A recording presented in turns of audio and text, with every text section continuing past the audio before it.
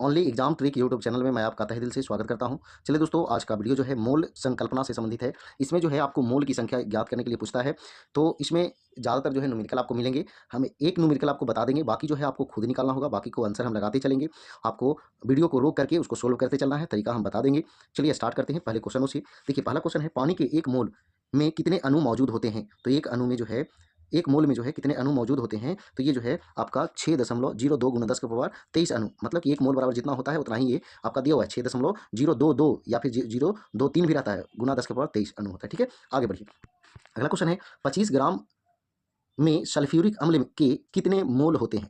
देखिए, ये जो है हम आपको बता रहे हैं। इसके बाद अन्य सभी जो है आपको खुद बनाना है। ठीक है, अब देखिए, सल्फ्यूरिक अम्ल का फॉर्मूला आप जानते हैं, H2SO4 होता है। ठीक है, H2SO4 होता है। अब देखिए, हाइड्रोजन का द्रव्यमान 1 होता है और 2 है तो 2 हो जाएगा। ठीक है, प्लस अब देखिए, सल्फर का आपका 16 होता है। तो 16 होता है तो 16 दूना 32, तो 32 जो है इसका हो जाएगा द्रव्यमान। ठीक है, इसके बाद ऑक्सीजन का 8 होता है, तो 8 दूना 16 और 16 गुना 4, 4 गो है तो 16 चौके 64, यानी 64। अब तीनों को जोड़ लीजिएगा तो देखिए, 4 और 2 6 और 2 8, 8 जो है लास्ट में होगा, 6 और 3 9, यानी 98 होगा। अब जो है 25 में भागा दे देना है 98 से। 25 में अगर आप 98 से भागा देते हैं तो आपका आंसर जो है ऑप्शन ए आ जाएगा। बात समझे?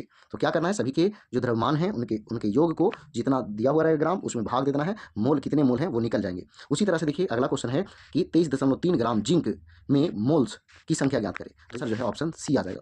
बात समझे? चलिए आगे बढ़ते हैं। चलिए आगे देखिए, अगला क्वेश्चन क्या कह रहा है, एल्युमिनियम का परमाणु द्रव्यमान दिया हुआ है और कह रहा है 81 ग्राम एल्युमिनियम में मौजूद मोल की संख्या क्या होगा? हम बताएं क्या, जितना दिया हुआ रहेगा परमाणु द्रव्यमान से भाग देना है। तो 27 से 81 में भागा देंगे तो कितना होगा? 27 से 81, ऑप्शन सी हो जाएगा। आगे आइए, अगला क्वेश्चन कह रहा है, निम्नलिखित में से कौन सा अवलोकन हमें यह निर्धारित करने में मदद करता है कि रासायनिक अभिक्रिया हुई है या नहीं? तो ये जो है आपका दिए गए सभी, ऑप्शन डी होगा, दिए गए सभी विकल्प इसमें होंगे। यानी रंग बदला तो ये पता चल जाएगा, गैस का उत्सर्जन हुआ तो भी पता चल जाएगा, और स्थिति बदला तो भी पता चल जाएगा कि रासायनिक अभिक्रिया हुई या नहीं हुई। चलिए आगे बढ़ते हैं। अगला क्वेश्चन है, 90 ग्राम पानी में मौजूद मोल की संख्या क्या होगी? तो हम जो है आपको इसमें नहीं बताएंगे। देखिए, जल जो है इसे आप जानते हैं H2O होता है ना। तो देखिए, जल जो है हाइड्रोजन है 1 होता है तो 2 है तो 2 हो जाएगा, और ऑक्सीजन का 8, 8 दूना 16, तो 16 और 2 18 हो जाएगा, 16 और 2 18, 18 से भागा दे देंगे इसमें तो 18 पचे 90, ऑप्शन सी जो है इसका सही आंसर हो जाएगा। चलिए देखिएगा, अगला क्वेश्चन है, गैस स्थिरांक आर का मान क्या है? तो यहाँ जो है ऑप्शन डी आंसर हो जाएगा। आगे कह रहा है, सोडियम के 69 ग्राम में सोडियम के 3 मोल होते हैं तो सोडियम का परमाणु द्रव्यमान क्या होगा? तो यहाँ फिर से भाग दे देना है। बात समझे? जैसे हम क्या बताए थे कि जैसे आपको मोल की संख्या बराबर क्या बताए थे, मोल की संख्या बराबर क्या हम बताए थे कि दिया हुआ जो रहेगा ग्राम वाला, यानी कि जो द्रव्यमान दिया हुआ रहेगा, जो तो दिया हुआ कितना है 69। अब और बाकी जो है आपका फिर जो है परमाणु का सोडियम का परमाणु का द्रव्यमान जो निकाल के आएगा, जो तो यहाँ जो है आपको निकाल के आएगा कितना, तो 1 से मान लीजिए। और ये जो है आपका दिया हुआ कितना मोल बराबर दिया हुआ है 3, तो यहाँ से यहाँ कट जाएगा तो 23 या 69 हो जाएगा, तो 1 से बराबर आंसर क्या आ जाएगा 23 आ जाएगा। तो ऑप्शन सी जो है इसका सही आंसर हो जाएगा। आगे आइए, आगे जो है ये नहीं बताएंगे, आपको खुद निकालना है। तो 78 जो है इसका आंसर जो है आपका ऑप्शन ए हो जाएगा। ठीक है, आगे आइए, पानी के कितने ग्राम से 1 मोल बनता है? तो 18 ग्राम से बनेगा, 18 उसका द्रव्यमान ही आता है तो 18 ग्राम से बनेगा, ऑप्शन बी हो जाएगा। आगे आइए, 12 ग्राम ऑक्सीजन में मोल होते हैं, कितने मोल होते हैं? तो ये जो है आपका ऑप्शन ए हो जाएगा, आपको खुद निकालना है। आगे आइए, अगला क्वेश्चन जो है आपको 81 है, 81 में जो है आपका आंसर सी हो जाएगा, आपको खुद बनाना है। आगे, यह देखते हुए कि ऑक्सीजन के 1 मोल परमाणु का वजन 16 ग्राम है तो ओजोन का अनुभार क्या होगा? देखिए, 1 मोल का वजन दिया हुआ है 16 ग्राम और कह रहा है ओजोन का क्या होगा, तो ओजोन का O3 होता है तो 16 48 हो जाएगा, सी से गुना कर दीजिए, आपको 3 से गुना कर दीजिए तो सी आंसर हो जाएगा। निम्नलिखित में से किसका द्रव्यमान सबसे अधिक होगा? किसका द्रव्यमान सबसे अधिक होगा? तो यहाँ जो है ऑप्शन बी होगा आंसर। आगे देखिए, अगला जो है, हीलियम के 64 ग्राम में कितने मोल मौजूद होंगे? तो ये सारा आपको खुद निकालना है, आंसर बी हो जाएगा। आगे आइए, अगला जो है, 273 केल्विन पर 1 डेसीमीटर क्यूब क्षमता के एक पात्र में दी गई क्लोरीन की कौन सी मात्रा न्यूनतम दाब डालेगी? तो ये जो है आपका ऑप्शन सी हो जाएगा। आगे देखिएगा, नाइट्रोजन गैस के 0.5 मोल में के द्रव्यमान की गणना करें। तो ये जो है ये भी आपको खुद निकालना है, तो आंसर जो है आपका ए हो जाएगा। आगे देखिए, रसायनज्ञ के लिए गणना की इकाई है क्या है? गणना की इकाई क्या है? तो मोल। रसायन शास्त्र में कण यानी मोल शब्द का परिचय किसने कराया था? तो ये जो है आपका विल्हेम ओस्टवाल्ड, ऑप्शन सी। आगे देखिएगा, दिया हुआ है, कार्बन डाइऑक्साइड के 44 ग्राम में मौजूद कार्बन डाइऑक्साइड के अणुओं की संख्या कितनी होती है? तो देखिए, इसका आंसर जो है आपका ऑप्शन ए हो जाएगा।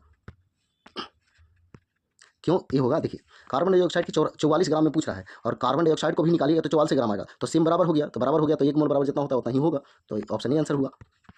आगे आइए, 90 कह रहा है ये समीकरण में जो है संतुलित करने के लिए उत्पाद के कितने मोल की आवश्यकता होगी, तो ये जो है 4 मोल की आवश्यकता होगी, ऑप्शन ए आंसर होगा। आगे देखिए अगला क्वेश्चन है 51 ग्राम अमोनिया में कितने मोल मौजूद होंगे, तो ये जो है आपको नीचे सारा चीज दिया हुआ है, उसी पे जो है आंसर बना देना है, ऑप्शन बी जो है इसका सही आंसर होगा। आगे देखिएगा सल्फर डाइऑक्साइड का अपेक्षिक आणविक द्रव्यमान क्या होगा, खुद निकालना है, इसे आप बता चुके हैं, तो ऑप्शन डी हो जाएगा। चलिए अगला क्वेश्चन देखिएगा, ये आपका समीकरण दिया हुआ है, कह रहा है उक्त समीकरण के संतुलन हेतु एसीएल के कितने मोल्स की आवश्यकता होगी, तो ये जो है आपका ऑप्शन सी हो जाएगा, 2 मोल।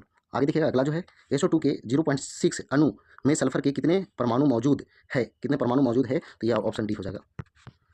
आगे आइए 95, कह रहा है ऑक्सीजन का ग्राम आणविक द्रव्यमान 32 ग्राम है, ऑक्सीजन का घनत्व दिया हुआ है, कह रहा है ऑक्सीजन का ग्राम आणविक आयतन क्या होगा, तो यहाँ जो है आंसर जो है आपका ऑप्शन ए हो जाएगा। आगे देखिएगा आपको सब निकाल लेना है। देखिए अगला जो है आपका 96, इसका आंसर जो है आपका ए हो जाएगा।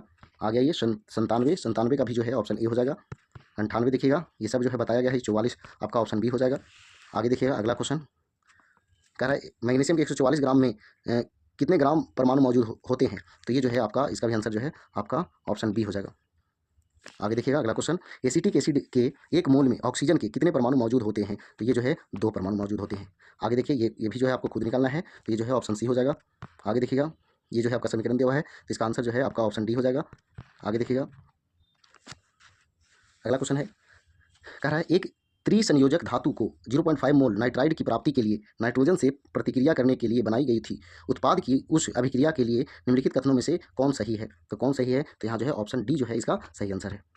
आगे देखिए अगला है समान तापमान और दबाव पर पूरी तरह से दहन के लिए एक क्षार के 1 मोल को ऑक्सीजन के 3.5 मोल की आवश्यकता होती है, उस क्षार का नाम क्या है, तो उस क्षार का नाम जो है आपका ईथेन है, ऑप्शन बी।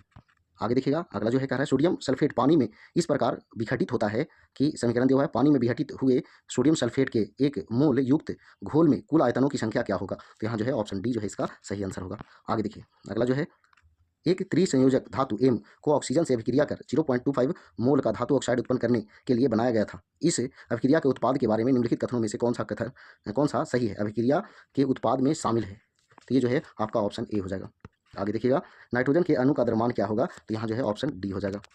आगे देखिएगा यदि निम्नलिखित पदार्थों में से प्रत्येक के 0.005 मोल 100 ग्राम जल में पृथक घोले जाते हैं, तो इनमें से किस पदार्थ के विलयन का उच्चतम क्वथनांक होगा, तो इसमें से जो है एल्युमिनियम क्लोराइड का, ऑप्शन बी। चलिए दोस्तों ये आखिरी प्रश्न है, यदि एवोगाड्रो स्थिरांक 6.02 × 10⁻23 मोल इनवर्स 1 है, तब एक C2H2 अणु का द्रव्यमान क्या होगा, तो यहाँ जो है ऑप्शन बी जो है इसका सही आंसर होगा। चलिए दोस्तों ये जो है वीडियो पसंद आया तो वीडियो को लाइक कीजिए, दोस्तों शेयर कीजिए। तो आज इतना ही, जय हिंद, जय भारत, वंदे मातरम।